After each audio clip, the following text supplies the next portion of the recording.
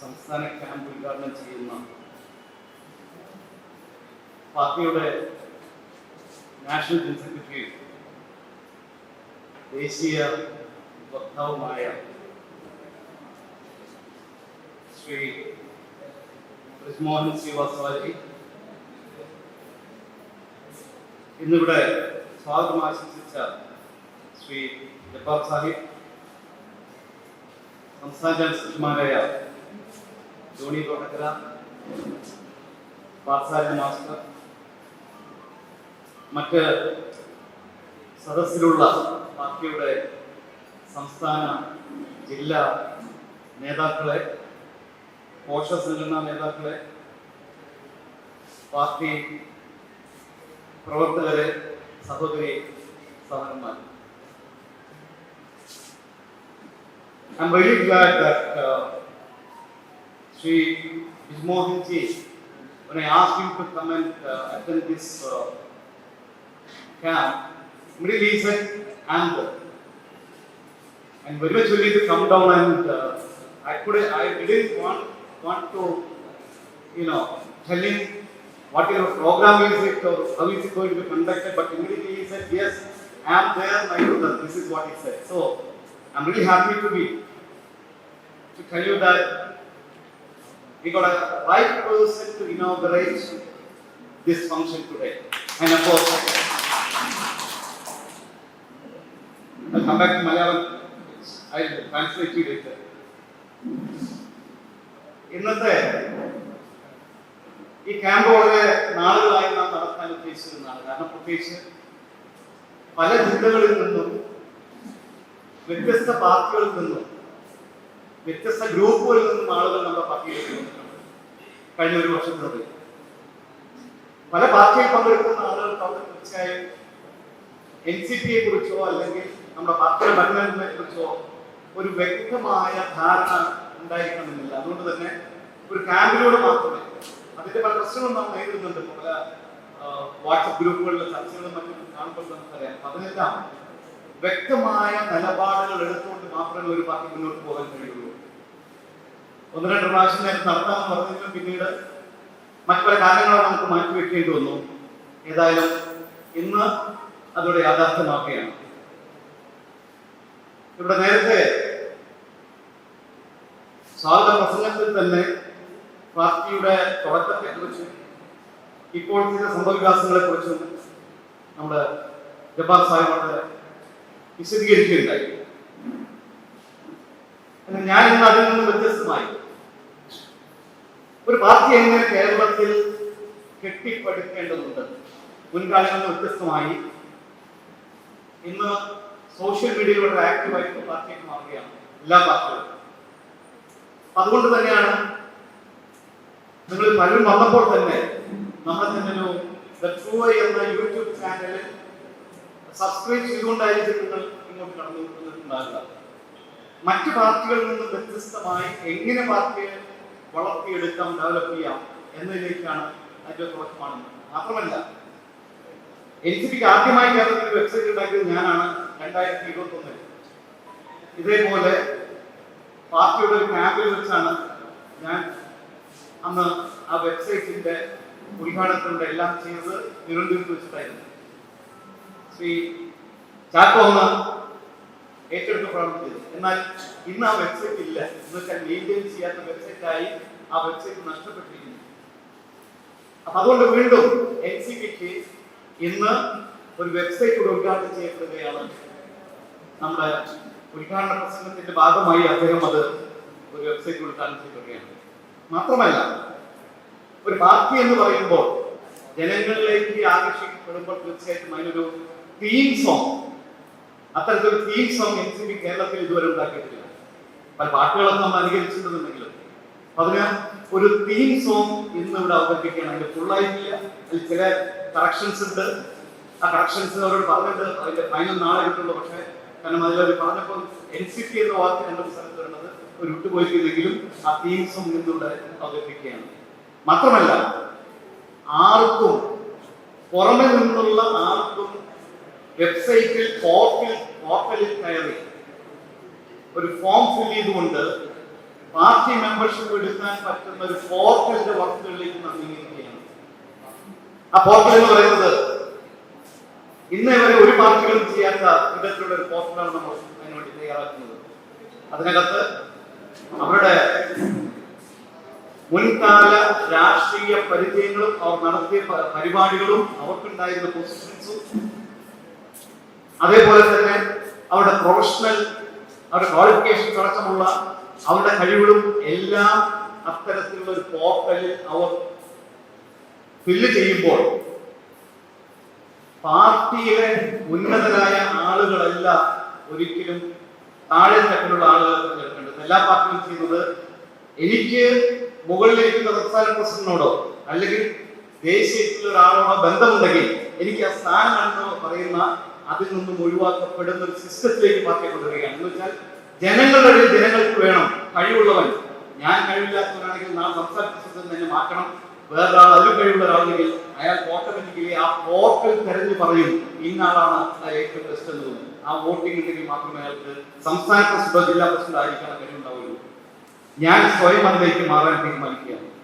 അങ്ങനെ വരുമ്പോൾ രാഷ്ട്രീയ പാർട്ടികൾക്ക് വ്യത്യസ്തതയോടുകൂടിയുള്ള ഒരു പുലർത്തുന്ന മാറ്റം കൊണ്ടുവരേണ്ടതുണ്ട്. കഴിവില്ലാത്ത പലരും ആ സ്ഥാനങ്ങളിൽ ലഭിക്കുന്നതിന് പകരം കഴിവുള്ളവർ ആ സ്ഥാനത്ത് വരുമ്പോൾ പാർട്ടി നന്നാവും. മാത്രമല്ല അഴിമതിക്കെതിരെ മറ്റുള്ളവർ ചെയ്യുമെന്ന് പറയുക മാത്രമല്ല, അത് ഓരോരുത്തർ തെരഞ്ഞെടുക്കുന്നതിന് പകരം ആ കഴിവുകളെ ഇന്ന് നിങ്ങൾക്കറിയാം ആർട്ടിഫിഷ്യൽ ഇന്റലിജൻസും ബാക്കിയുള്ളതെല്ലാം ഇന്ന് വന്നപ്പോ വ്യത്യസ്തമായി ഏത് കാര്യങ്ങളും നിശ്ചയിക്കാനുള്ള നമ്മളെക്കാൾ ബുദ്ധിയുള്ള ഒന്നായി ഇന്ന് മാറിയിരിക്കുന്നു.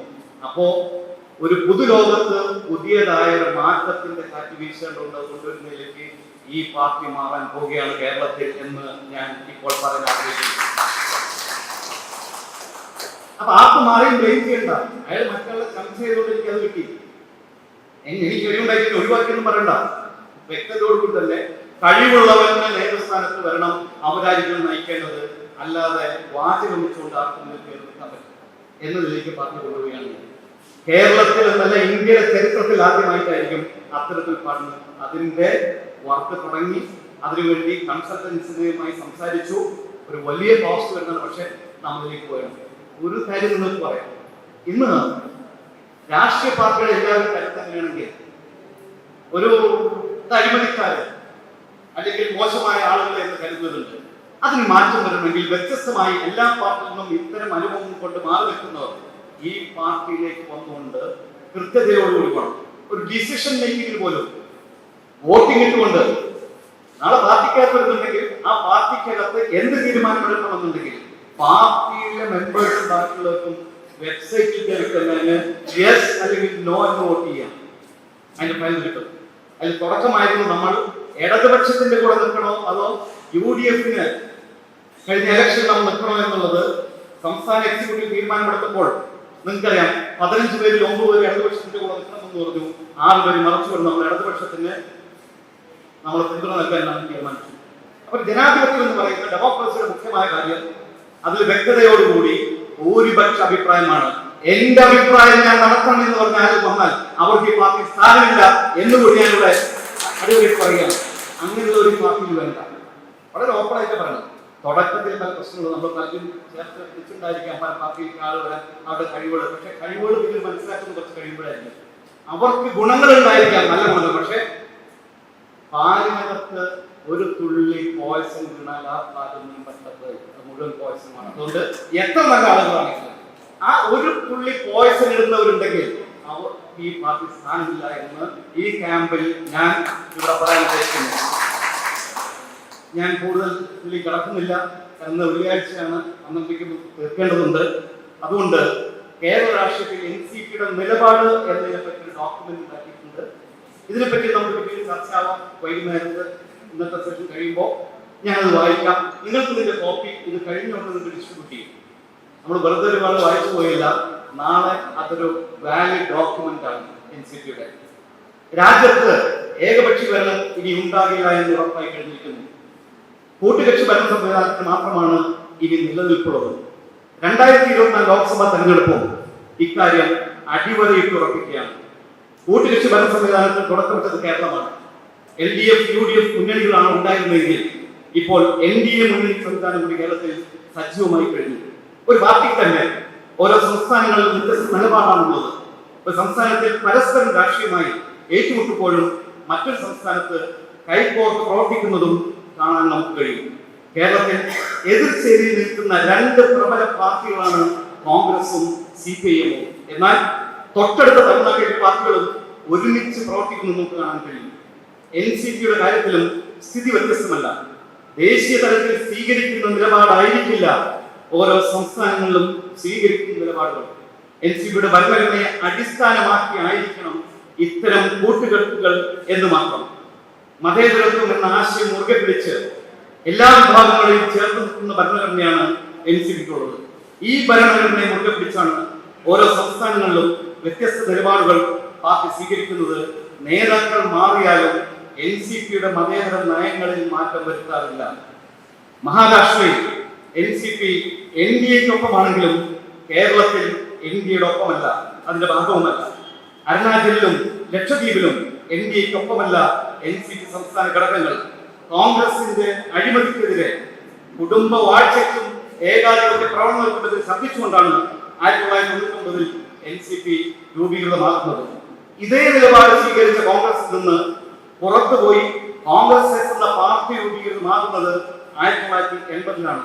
അന്ന് കേരളത്തിൽ AK ആന്റണിയും AC ഷൺമുഖം, TP രാമദാസും അടക്കുന്ന നേതാക്കളാണ് കോൺഗ്രസ് എസിനെ നയിച്ചിരുന്നത്. 22 MLA-മാരുടെ പിന്തുണ ഉണ്ടായിരുന്ന AK ആന്റണി നയിച്ചിരുന്ന കോൺഗ്രസ് എസ് EK നായർ മന്ത്രിക്ക് പിന്തുണ നൽകുകയും ഇടതുമുന്നണിയുടെ ഭാഗമാവുകയും ചെയ്തിരുന്നു. കോൺഗ്രസ് എസ് പിന്നീട് സമാന ആശയവുമായി കോൺഗ്രസിൽ നിന്ന് പുറത്തു വന്ന NCP ലയിക്കുകയായിരുന്നു. അതുവഴി 44 വർഷത്തെ പ്രവർത്തന പാരമ്പര്യമാണ് NCP-ക്ക് പറയാനുള്ളത്. K കരുണാകരൻ നേതൃത്വത്തിലുള്ള ഒരു വിഭാഗം കോൺഗ്രസ് DAC എന്ന പാർട്ടി രൂപീകരിച്ചെങ്കിലും പിന്നീട് NCP-യിൽ ലയിക്കുകയായിരുന്നു. K കരുണാകരൻ കോൺഗ്രസ് തിരിച്ചു പോയെങ്കിലും DAC-യിലുണ്ടായിരുന്ന NCP-യിൽ തുടർന്നു. കോൺഗ്രസിന്റെ തെറ്റായ നിലപാടുകൾക്കെതിരെ നിൽക്കേണ്ടി വന്നതുകൊണ്ടാണ് രൂപീകൃതമായ കാലഘട്ടത്തിൽ ഇടതിനൊപ്പം പ്രവർത്തിക്കാൻ NCP തയ്യാറായത്. കഴിഞ്ഞ 40 വർഷത്തിലധികം ഇടതിനൊപ്പമാണ് NCP. അതുകൊണ്ട് തന്നെയാണ് മഹാരാഷ്ട്രയിൽ NDA-ക്കൊപ്പമായപ്പോഴും കേരളത്തിൽ ഇടതിനൊപ്പം നിൽക്കാൻ പാർട്ടി തീരുമാനിച്ചത്. യഥാർത്ഥ NCP-ആയ അജിത് പവാർ വിഭാഗം NDA-ക്കൊപ്പമാണെങ്കിലും കേരളത്തിൽ വ്യത്യസ്ത നിലപാട് സ്വീകരിക്കാൻ ദേശീയ നേതൃത്വം അനുവാദം നൽകിയിട്ടുണ്ട്. JDS എന്ന പാർട്ടി കേന്ദ്രത്തിൽ NDA-യുടെ ഭാഗമാണ് എന്ന് മാത്രമല്ല കേന്ദ്ര മന്ത്രിസ്ഥാനം വഹിക്കുന്നുണ്ട്. അതോടൊപ്പം തന്നെയാണ് കേരളത്തിൽ ഇടതിനൊപ്പം മന്ത്രിസഭയിൽ K കൃഷ്ണൻകുട്ടിയുള്ളത്. കേന്ദ്ര നേതൃത്വത്തിൽ നിന്നും വ്യത്യസ്ത നിലപാടാണ് JDS കേന്ദ്ര ഘടകം സ്വീകരിച്ചിട്ടുള്ളത്. എന്നാൽ കേരളത്തിൽ യഥാർത്ഥ NCP-യെ മാറ്റി നിർത്തി അഴിമതി മുങ്ങിപ്പിടിച്ച EC ചാക്കോയെ കൂട്ടുപിടിച്ചാണ് LDF, അതാണ് LDF സ്വീകരിച്ചു വരുന്ന നിലപാട്. LDF-ന്റെ ഇത്തരം നിലപാട് പാർട്ടിയുടെ എക്സിക്യൂട്ടീവ് കമ്മിറ്റിയിൽ ചർച്ചയ്ക്ക് വരികയും ഇതിൽ പങ്കെടുത്ത 15-ൽ 9 പേരും LDF-ന് നിൽക്കണമെന്നും 6 പേർ UDF-ന് പോകണമെന്നും ആവശ്യപ്പെട്ടു. ഭൂരിപക്ഷ അഭിപ്രായം മാനിച്ചു കഴിഞ്ഞ തെരഞ്ഞെടുപ്പിൽ LDF-ന് നിരുപാധിക പിന്തുണ കൊടുക്കാൻ പാർട്ടി തീരുമാനിച്ചു. തെരഞ്ഞെടുപ്പിന് ശേഷം ചേർന്ന എക്സിക്യൂട്ടീവ് കമ്മിറ്റി യോഗം ഈ വിഷയം വീണ്ടും ചർച്ചയ്ക്കെടുത്തു. ഇപ്പോഴത്തെ പ്രത്യേക രാഷ്ട്രീയ സാഹചര്യത്തിൽ ഒരു മുന്നണിയുടെയും ഭാഗമാകാതെ പാർട്ടിയുടെ ശക്തി തെളിയിച്ച് കേരളത്തിലെ അറിയപ്പെടുന്ന 5ാമത്തെ പാർട്ടിയായി ഉയരണമെന്നുമാണ് ചർച്ചയിൽ ഉരുത്തിരിഞ്ഞു വന്ന അഭിപ്രായം. കോൺഗ്രസ്, CPM, BJP, മുസ്ലിം ലീഗ് കഴിഞ്ഞാൽ NCP ആയിരിക്കണം 5ാം സ്ഥാനത്തുള്ള പാർട്ടി. പഞ്ചായത്ത് തെരഞ്ഞെടുപ്പ് വരുമ്പോഴേക്കും പാർട്ടി വളരേണ്ടതുണ്ട്. പഞ്ചായത്ത് തെരഞ്ഞെടുപ്പിന് മുമ്പ് പാർട്ടിയെ ശക്തിപ്പെടുത്തുന്നതിനുള്ള പ്രവർത്തനങ്ങൾക്ക് രൂപം നൽകാനും എക്സിക്യൂട്ടീവ് യോഗം തീരുമാനിച്ചു. വിവിധ ഭാഗങ്ങളിൽ നിന്നുള്ള ഒട്ടനവധി പ്രവർത്തക നേതാക്കളും വിവിധ ഗ്രൂപ്പുകളും പാർട്ടിയോട് സംസാരിക്കാൻ തീരുമാനിച്ചിട്ടുണ്ട്. ഈ സാഹചര്യത്തിൽ 2025-ലെ ത്രിതല പഞ്ചായത്ത് തെരഞ്ഞെടുപ്പ് വരുമ്പോഴേക്കും പാർട്ടിയെ കേരളത്തിൽ രാഷ്ട്രീയ നിർണായക ശക്തിയായി മാറ്റുക എന്നതാണ് നമ്മുടെ മുന്നിലുള്ള ലക്ഷ്യം. വിവിധ വിഭാഗങ്ങളിൽ നിന്നും വ്യത്യസ്ത ആശയങ്ങൾ കൊണ്ടുവരുന്ന വിഭാഗങ്ങളെ പാർട്ടി ആശയത്തിലേക്ക് കൊണ്ടുവന്ന പാർട്ടി ഭരണഘടനയെക്കുറിച്ചും പാർട്ടി പരിപാടികളെക്കുറിച്ചും ബോധവൽക്കരണം നടത്തേണ്ടതുണ്ട്. ത്രിതല പഞ്ചായത്ത് തെരഞ്ഞെടുപ്പ് മുന്നിൽ കണ്ട് ശക്തമായ മുന്നേറ്റമാണ് പാർട്ടി ലക്ഷ്യം വെക്കുന്നത്. കേരളത്തിലെ ത്രിതല പഞ്ചായത്ത് ഭരണ സംവിധാനത്തിൽ NCP ഒരു നിർണായക ശക്തിയായി മാറേണ്ടതുണ്ട്. പഞ്ചായത്ത് തെരഞ്ഞെടുപ്പിൽ പാർട്ടി ലഭിക്കുന്ന വോട്ട് വിഹിതവും വിജയ സാധ്യതകളും കണക്കിലെടുത്തായിരിക്കും പാർട്ടിയുടെ മുന്നണി ബന്ധം തീരുമാനിക്കുക. മാത്രമല്ല 2024 ഓഗസ്റ്റിൽ മഹാരാഷ്ട്ര തെരഞ്ഞെടുപ്പിന് ശേഷം വ്യത്യസ്തമായ കൂട്ടുകെട്ടുകളും മുന്നണി സംവിധാനവും വരാൻ സാധ്യതകളുണ്ട്. അതുകൂടി പരിഗണിച്ചായിരിക്കും പാർട്ടി തീരുമാനങ്ങൾ എടുക്കുക. ജൂലൈ അവസാനത്തോടെയോ ആഗസ്റ്റ് ആദ്യത്തോടെയോ ദേശീയ നേതാക്കൾ പങ്കെടുക്കുന്ന സംസ്ഥാന സമ്മേളനം സംഘടിപ്പിക്കുന്നതായിരിക്കും. 15,000-ലധികം പാർട്ടി പ്രവർത്തകരെ പങ്കെടുപ്പിച്ചുകൊണ്ട് സംസ്ഥാന സമ്മേളനം നടത്താനാണ് ഉദ്ദേശിച്ചത്. ഇതുവഴി കേരള രാഷ്ട്രീയത്തിൽ ശക്തമായ സാന്നിധ്യമായി മാറാനാണ് പാർട്ടി തയ്യാറെടുക്കുന്നത്. നമ്മോടൊപ്പം ഇടയ്ക്ക് വെച്ച് കുറച്ച് നാളുകൾ നമ്മുടെ കൂടെ വന്ന ചില ആളുകൾ നമ്മളിൽ നിന്ന് വിട്ടുപോയി. സ്വന്തം താല്പര്യത്തിന് വേണ്ടി, സാമ്പത്തികമായ അവരുടെ താല്പര്യങ്ങൾക്ക് വേണ്ടി വിട്ടുപോയി ഇതേ പാർട്ടിയുടെ പേര് ദുരുപയോഗം ചെയ്യുന്നുണ്ട്. അവർക്കെതിരെ കോടതിയിൽ കേസ് നിലനിൽക്കുന്നുണ്ട്. അവർ ഈയിടെ നടത്തിയ പരിപാടികൾ കൂടി കോടതിയിൽ കൊടുത്തിട്ടുണ്ട്. ഈ 27-ാം തീയതി അവർക്കെതിരെ വീണ്ടും ആ കേസിൽ വാദം തുടരുകയാണ്. ഒരു സംശയം വേണ്ട, അത്തരം ആളുകൾക്ക് ഇവിടെ ആ പേര് പറഞ്ഞ് നിലനിൽക്കാനുള്ള യാതൊരു അർത്ഥവുമില്ല. അവർ ഇന്ന് വരും നാളെ ലെറ്റർ കൊണ്ടുവരും എന്ന് പറഞ്ഞിട്ട് ഇതുവരെ ലെറ്റർ പോയിട്ട് ഒരാളുടെ ഒരു സ്റ്റേറ്റ്മെന്റ് പോലും കൊടുക്കാൻ അവർ കഴിഞ്ഞിട്ടില്ല. അവർ തൃശ്ശൂരിൽ സംഘടിപ്പിക്കുമ്പോൾ ആകെ 25 ആളുണ്ട്. അത് തൃശ്ശൂർ ജില്ലാ എക്സിക്യൂട്ടീവും, അത് മറ്റു സ്ഥലത്ത് എറണാകുളത്ത് കൂടുമ്പോൾ അത് എറണാകുളം ജില്ലാ എക്സിക്യൂട്ടീവ് എന്ന ഫോട്ടോ ഇടുന്നുണ്ട്. അതിലൊന്നും വീണു പോകാതിരിക്കുക, അതിന് യാതൊരു നിലനിൽപ്പുമില്ല എന്ന് ഞാൻ ഇവിടെ ഊന്നി പറയാൻ പോയി. അത്തരത്തിൽ ആർക്കെങ്കിലും 2 വഞ്ചിയിൽ കാലിടാൻ താല്പര്യമുണ്ടെങ്കിൽ അവർക്കും ഈ പാർട്ടി എൻസിയിൽ സ്ഥാനമില്ല എന്ന് ഞാൻ അടിയുറക്കെ പറയുന്നു. അത്തരം ആളുകൾ അത്തരം തിരുത്തിയേ പറ്റുള്ളൂ.